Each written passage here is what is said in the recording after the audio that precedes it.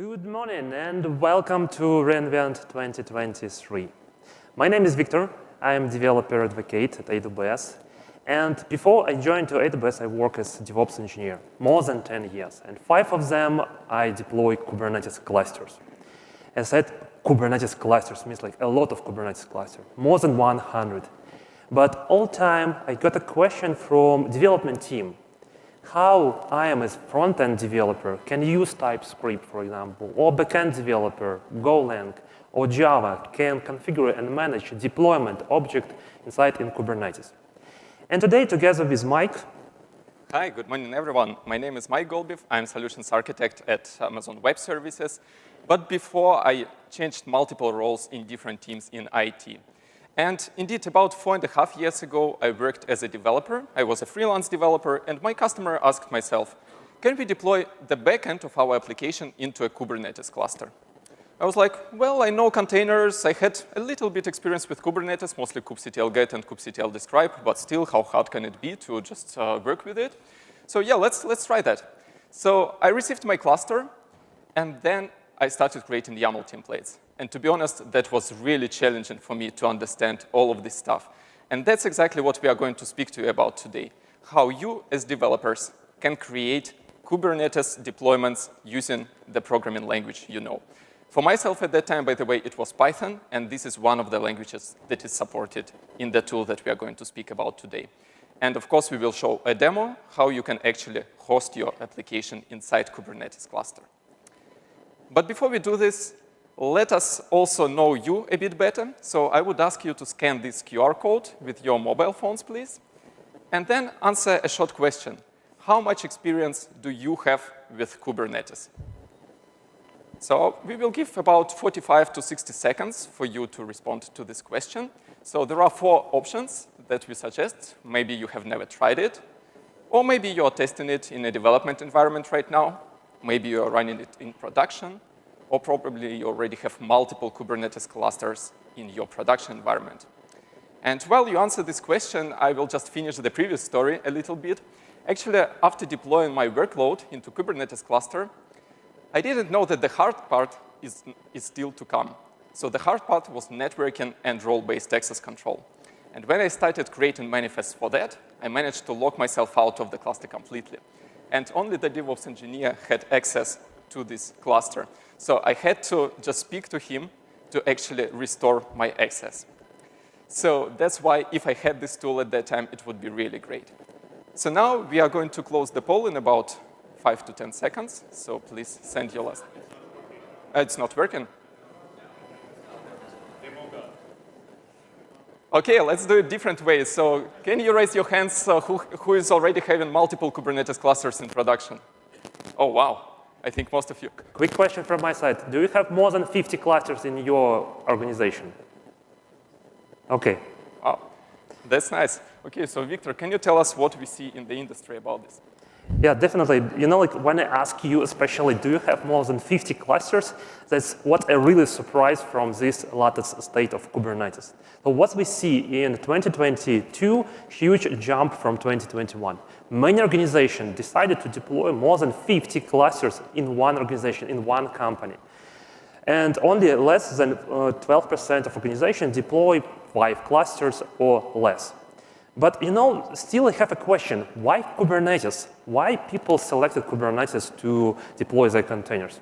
And you know, like when we start working with our first containers, it sounds like really easy. We can run on our laptop, for example, or up and running our EC2 instance and run our containers. But when we need to add additional integration, just like communication between containers, or for example, storage layer, or anything else, we definitely need some container management system. And Kubernetes, it's very popular. One of the favorite, from my perspective, features, it's open source and has huge community. So we can do multiple different stuff with Kubernetes. But you know, like we create a lot of Kubernetes cluster. And definitely, we deploy many microservices inside this Kubernetes cluster. But how exactly we manage any objects of Kubernetes? And the answer, of course, YAML. So you remember I'm a DevOps engineer, yeah? And you know, like I really like YAML, sometimes, I would say. You know, like when you open YAML file, it's very easy to understand what's going on because it was created for human. It's universal. For me, like for example, again, as a DevOps engineer, I create my manifest for Kubernetes. I can open my cloud formation and continue to work with YAML. I can configure and manage my CI/CD pipelines and so on. YAML is super universal. My super favorite feature of YAML is declarative. It means like I describe the desired state. For example, Kubernetes, please deploy for me 6 replica of my containers, and Kubernetes will do it. That's great.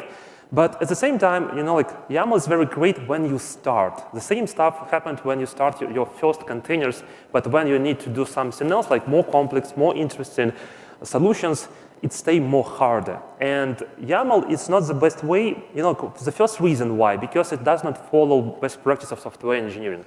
Don't repeat yourself. For example, you need to create multiple deployments, microservices, yeah?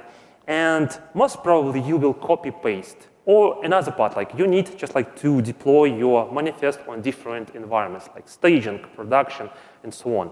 And again, if you use just like only YAML, you will copy-paste, I would say, 80%.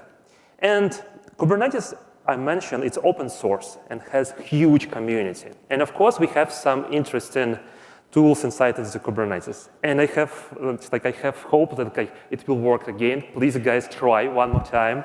So if not, we will do in, like legacy manner, just like raise your hands and answer on my question. So how do you, no, it doesn't work. Okay, so I will say what kind of variants do we have. Maybe you apply your YAML files through the kubectl bash. Do you just like apply in this way, like your custom CI/CD? Okay, what about who knows what is Helm and Kustomize? Okay. What about CDK8s? I mean, like what today we are going to speak. Okay, just like 2, 3, 4, 5, 6. Okay, so you will figure out a lot of, because, like from DevOps perspective, of course, Helm and Kustomize is very popular. But as I mentioned, from development perspective, maybe sometimes we can do it a little bit more effective. And yeah, you're absolutely right. I'm not really surprised that so many hands in this audience say like we use Kustomize. There are a lot of reasons why. So the main question is like why we use Kustomize. Because it helps us to implement the best practice, like don't repeat yourself. Like on this screenshot, what we have a base of our deployment, for example, for development environment. And when we need to make some changes, like for example, for staging. In staging, we need not 1 replica, but 2 replicas. We can do it very easy. For production, for example, we need to add additional storage layer. Again, we can patch these changes inside in our base layer. But still we have a YAML. We have to manage all of the stuff in YAML files. From another part, like for example, if you want to deploy some service, like for example, monitoring solution or database or something else, most probably you will find some package for that. And Helm, it's package manager for Kubernetes. It's like standard de facto. And if you look at the Helm charts, it's still written on YAML. So we have to understand what's going on, how to write this YAML file, and so on. But from another perspective, Helm provides for us flexibility, which is based on Go template. So it means like I can create condition and say, if I deploy this Helm chart to Kubernetes, which has some values, I have to do this on this way. If I don't have these values, I can do it on another way. So again, it's helped me to avoid like duplication of my code, copy paste, but still I have to do it in YAML. But what's about my question from my developer team, like for example from Mike? Can I do a management of my deployment, or for example of object of Kubernetes, without leaving my favorite language like Python, TypeScript, Go, and so on? And answer? Indeed, the answer is CDK8s. So CDK8s stands for Cloud Development Kit for Kubernetes. So basically, this is an open source framework that allows you to model Kubernetes resources. And it's very important that those can be modeled as reusable components. So why is this important? As Victor mentioned, so that we don't need to copy, paste, and modify our YAML templates. So basically, with CDK8s, you can store the artifacts of your infrastructure as code for Kubernetes in the same way like you do for your software packages. Then in terms of programming languages, right now it supports 4 of them. That's Python, TypeScript, Java, and Go. And To use CDK8s, you don't need to install anything into your Kubernetes cluster. So it runs locally, you install the CLI, and the CLI actually generates YAML templates for you. So if you look at the flow in more details, it all starts with you installing this command line interface, and then you initialize your project. So basically, it creates the boilerplate code of CDK8s for you. Then, inside this code, you start writing your own source code that represents your Kubernetes objects. And in the end, you synthesize the actual manifests, again, using CDK8s CLI. So finally, of course, you need to apply this manifest to your cluster. If this is a development or staging environment, you would probably go with just kubectl apply.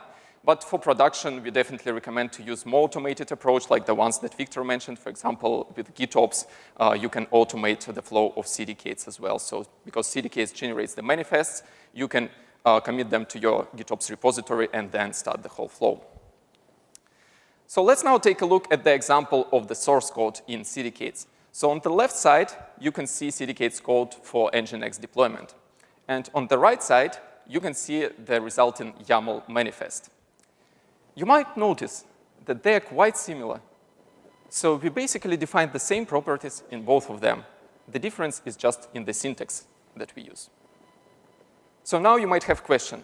So yeah, OK, that's great. We can use CDK8s to store our artifacts in the same manner. But does it really bring me so much value because I still need to provide all these properties? And the answer is CDK8s Plus. So let's take a look once again at this source code and think which of these properties we do really need.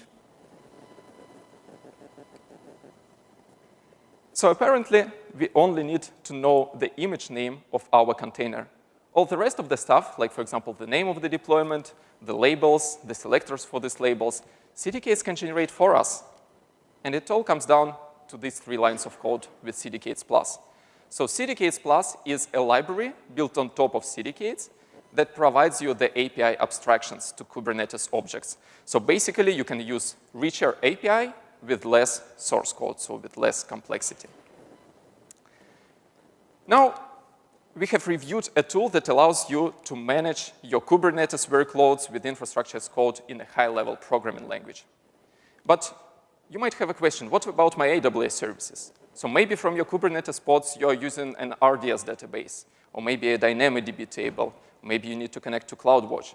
So how do you do this? Do you need a separate infrastructure as code for this purpose?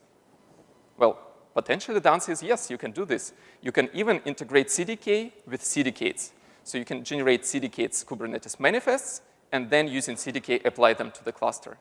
But can we simplify it further? So is there a better way to bring these tools together? And again, the answer is yes. As you might have guessed from the title of my previous slide, we can do this directly from our Kubernetes cluster. So basically, you manage AWS resources in the same manner like you do with Kubernetes objects. And the tool for this purpose is called AWS Controllers for Kubernetes, or ACK. And how the flow looks like. You, as a developer, create manifests.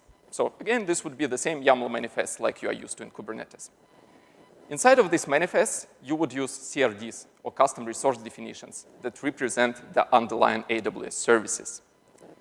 And finally, you apply this manifest to Kubernetes API. Again, as we discussed, you might want to use kubectl apply, you might use GitOps workflow, or any other way that you prefer. And in the end, inside your cluster, there is an ACK controller running. And this ACK controller speaks to AWS API to actually manage the resources.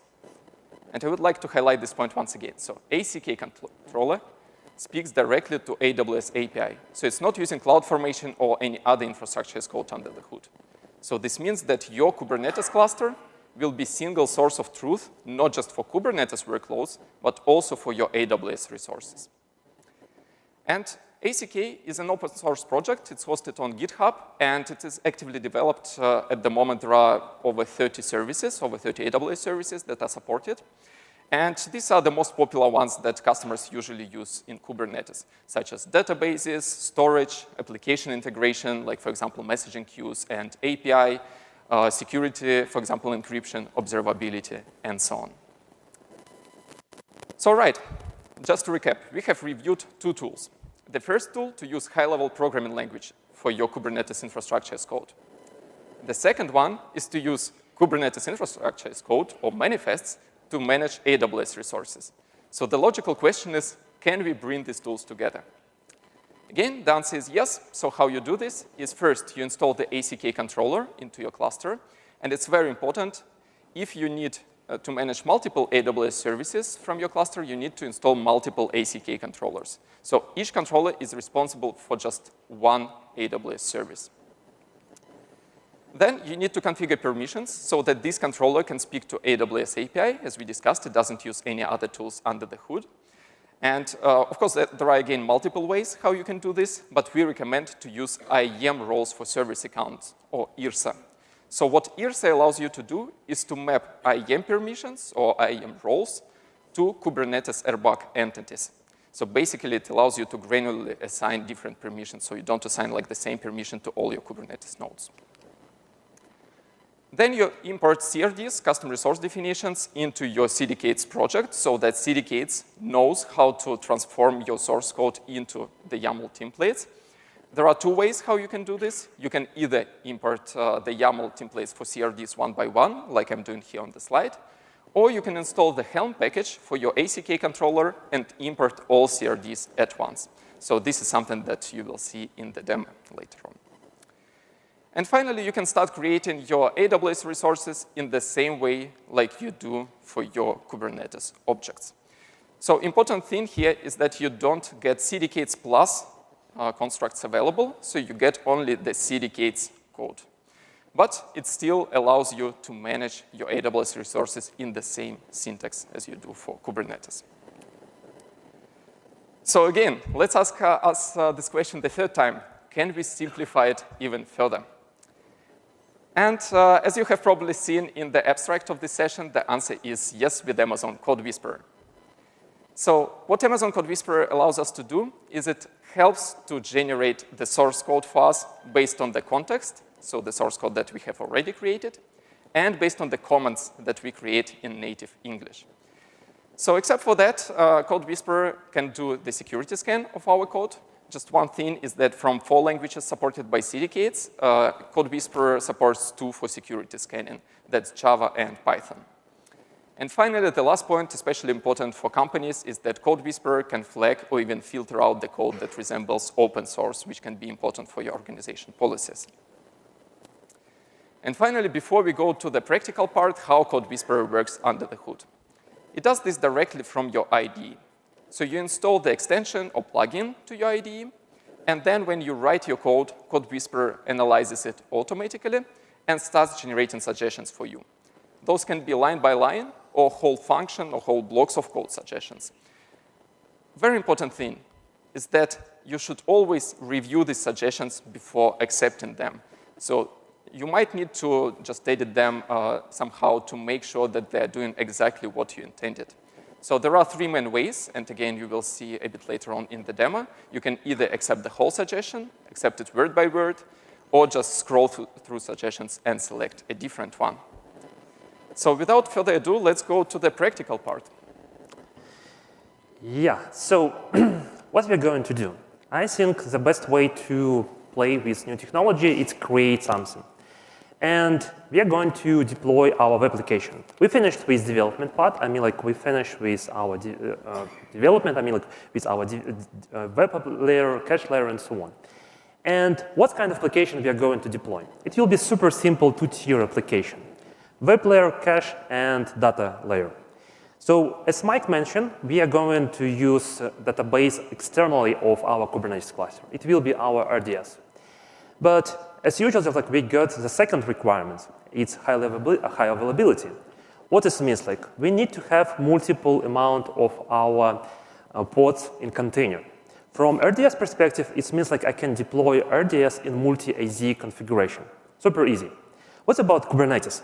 You know, I see a lot of people here work with Kubernetes. It means like you know what exactly means like when I want to deploy multiple pods in my Kubernetes. What really can happen? For example, I say, please deploy for me 2 replicas. And Kubernetes scheduler, if we don't provide additional constraints, like node affinity and so on, Kubernetes scheduler can deploy all of them in one node. But it's not what we exactly want to achieve. High availability, it means like for us to spread the spots between different nodes. And from another perspective, we got another requirement. So we say that like web and cache is very close, and we prefer to avoid network latency. So cache will communicate with our data layer and get some data and store it in our cache, but web will communicate with cache very frequently. So it means like if we put web and cache in one node, we will avoid network latency. Let's try to achieve this one also. What else? Again, in Kubernetes, when we deploy our resources in namespace, namespace doesn't provide for us any isolation. In Kubernetes namespace, it means like it's a logical aggregation of our resources of our objects. But if you want to say, hey, we need to expose our services, yeah? And when we have a cache layer, yeah, it means like it's only internal inside in our Kubernetes cluster. And we want to provide access only internally without exposed to our end user. But from another side, it's like related to the web layer, yeah? And in web layer, we want to expose to our end user to communicate with our web application. And the last one, it's related to the network security. As I mentioned, just like namespace doesn't provide for us isolation, but we can do it inside in Kubernetes, apply network policy.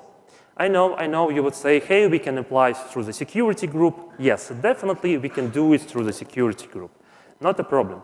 But in our demo, we decided to use network policy to demonstrate how you can easily and quickly to apply network isolation in your Kubernetes cluster. So I think it's a good time just like to not describe what we are going to do, but show exactly what we are going to do. And before we jump into writing our code, I think we have to start with prerequisites, what we should to prepare for our environment. Indeed. So let's take a look. And you might notice we have pre-recorded this demo so that we could highlight the important parts and we could scroll a bit faster through the parts that are not that important. But let's start with preparation.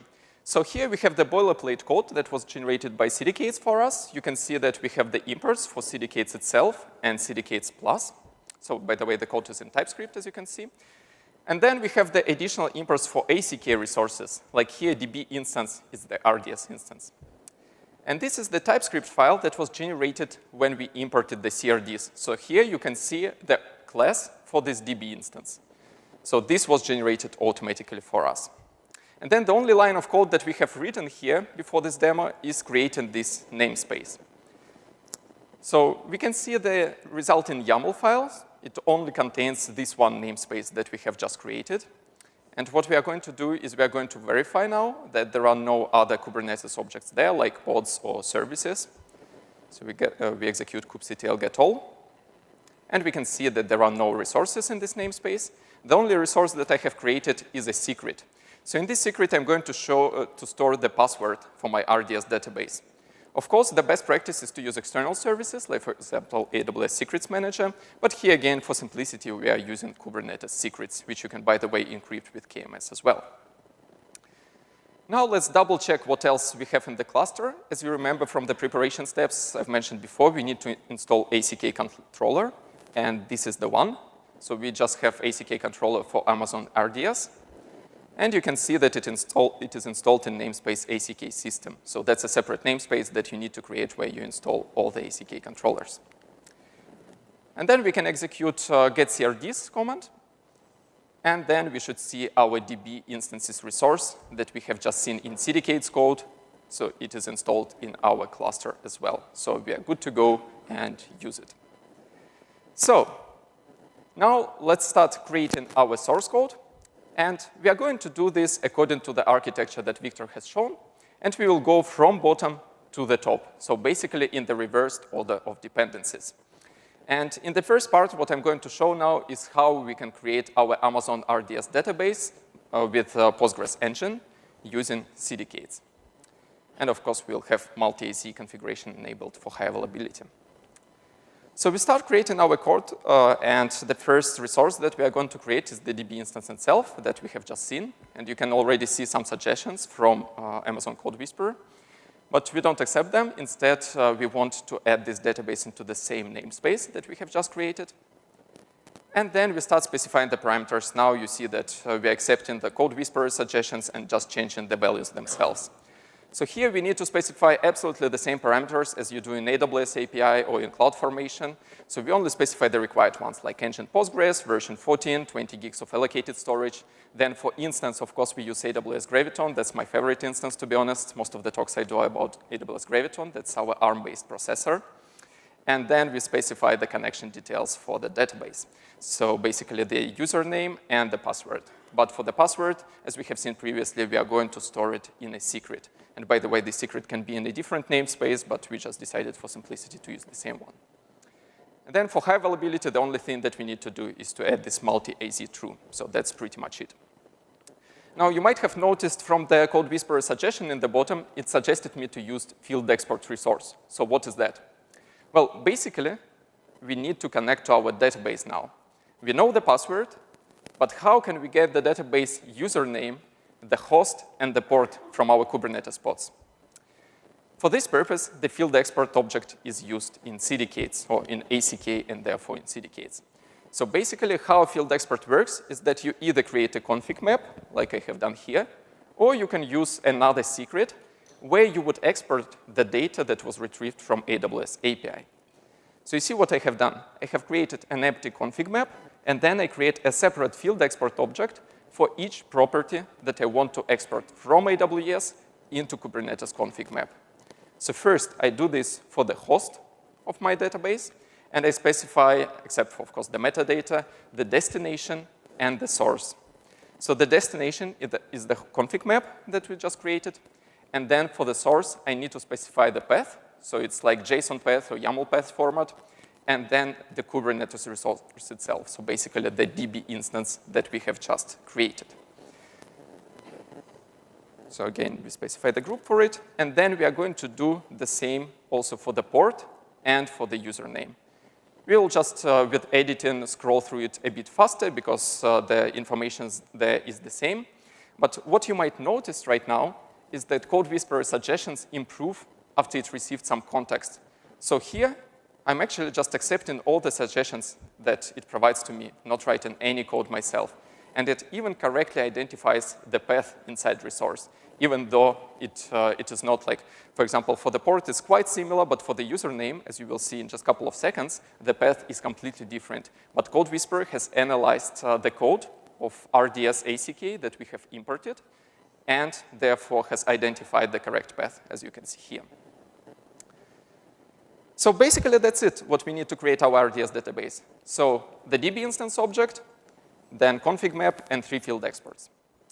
I have now synthesized the YAML template based on this code. And let's just take a quick look at what we got from CDK8s.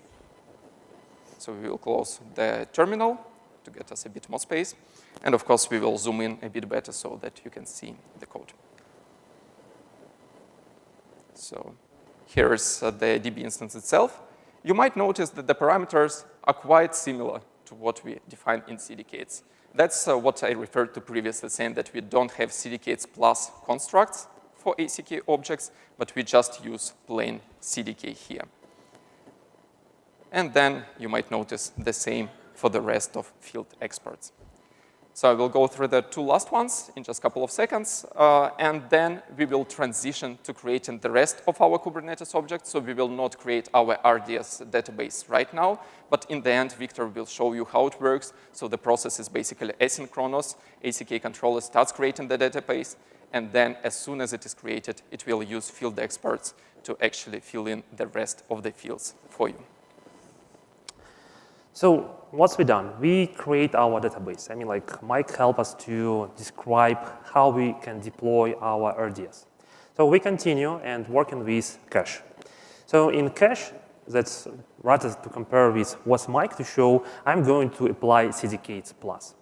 Again, let's back to Visual Studio and continue to write our code. So first of all, before to create my deployment, I want to define what kind of node I'm preferred to select to deploy my web and cache layer. And in my case, I'm going to use not label query, optimize memory. So for me, it will be the best node. You can use your own if you prefer. And we continue to create my first deployment for cache layer.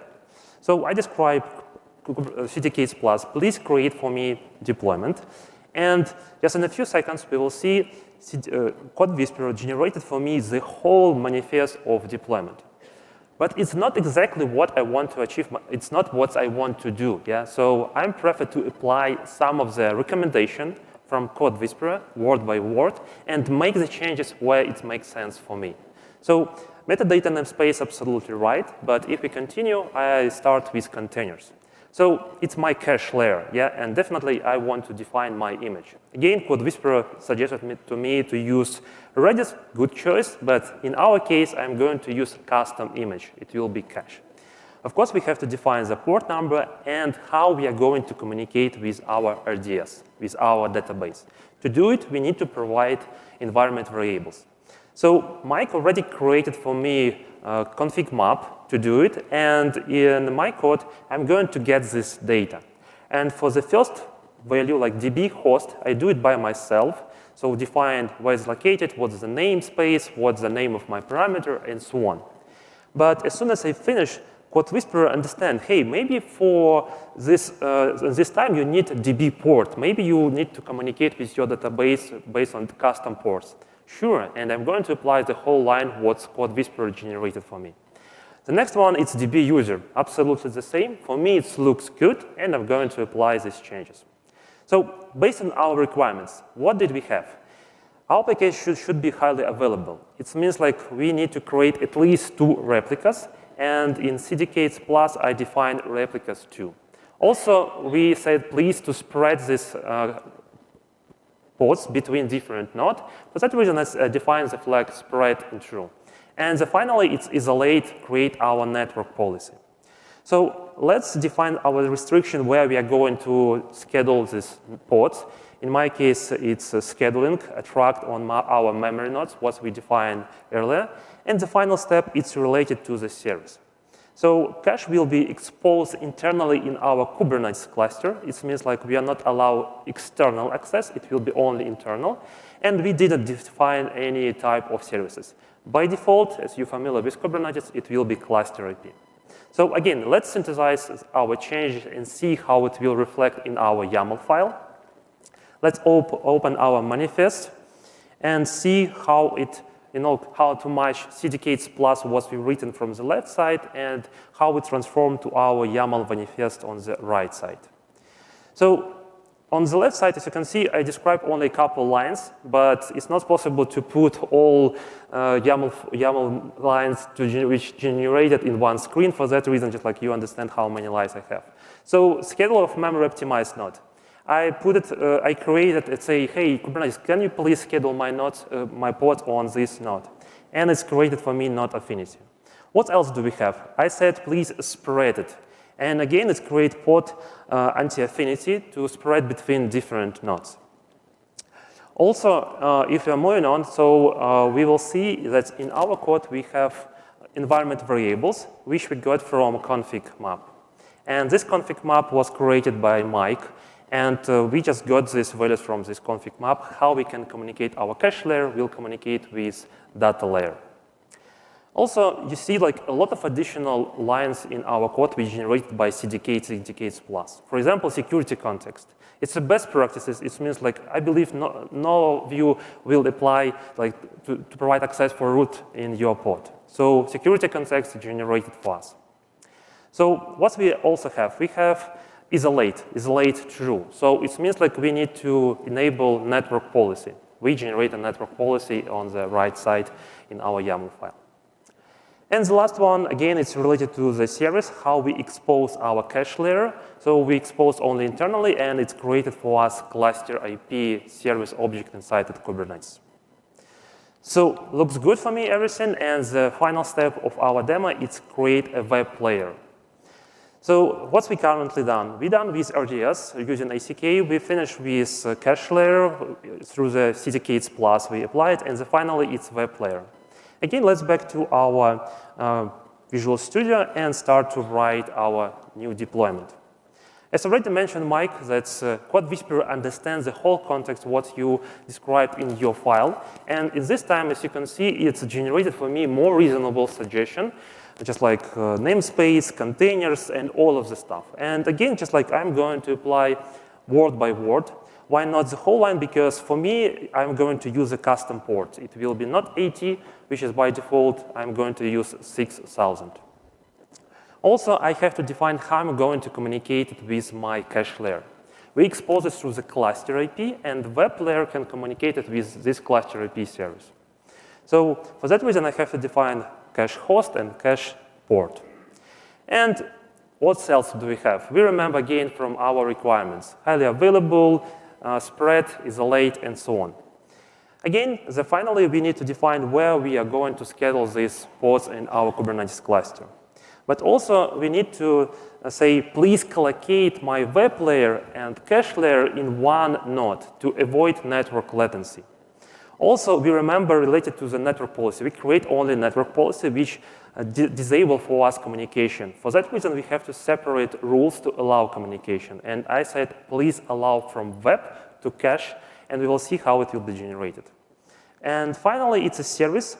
Load balancer. In this type, I define the type of my service. It will be load balancer. And that's it.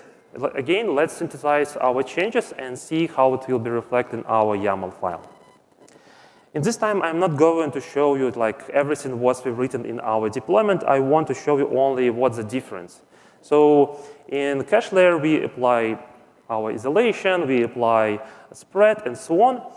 But in the web layer, we also define that please collocate it together. So let's try to see where we find this code in our YAML manifest. Again, just like from left side, you see how much lines I written on TypeScript and how it's reflected in my YAML file. So let's find that's the difference. And we see that for web collocate with cache, we define additional port affinity. Related to our environment variable, we also figure out that we have a custom port number for our cache layer, and the cache layer we said please use 7000 ports. So we see the same number, the same configuration. So what else do we have? We say please please allow traffic from web layer to the cache layer, and it means like I need to create network policy, ingress and egress for this communication. And CDK8s Plus generated for us YAML representation of network policy on the right side.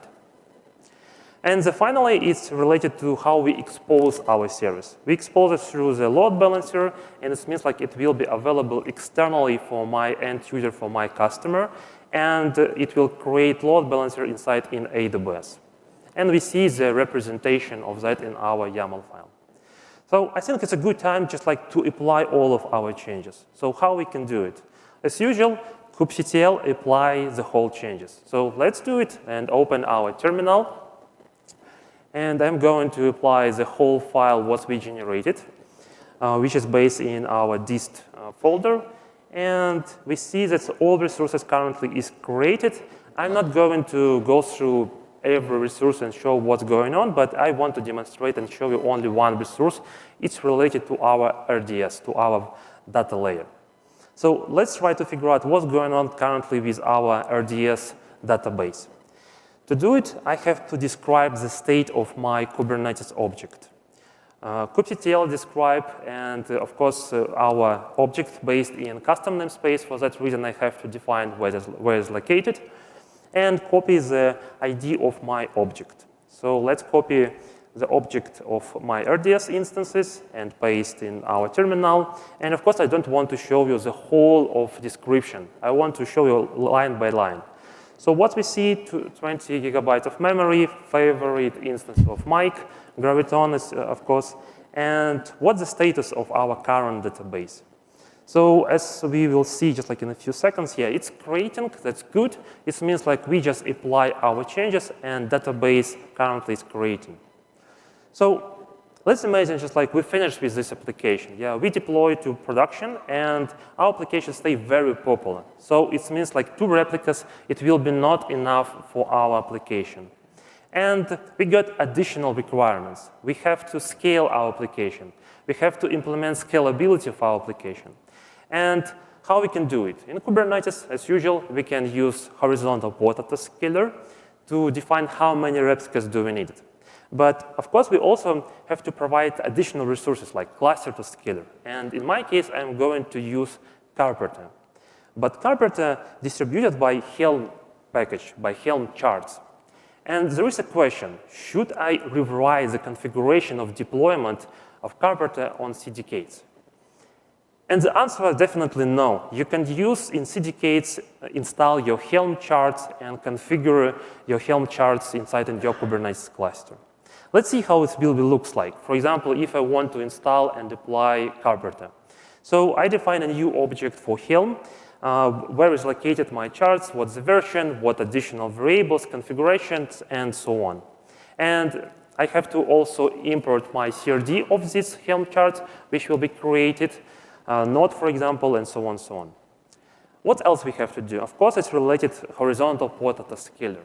In CDKs, we have a separate object, which is called horizontal port autoscaler. And first of all, we have to delete what we defined in our deployments, like 2 replicas, we delete it and move this to minimum replicas to our horizontal port autoscaler.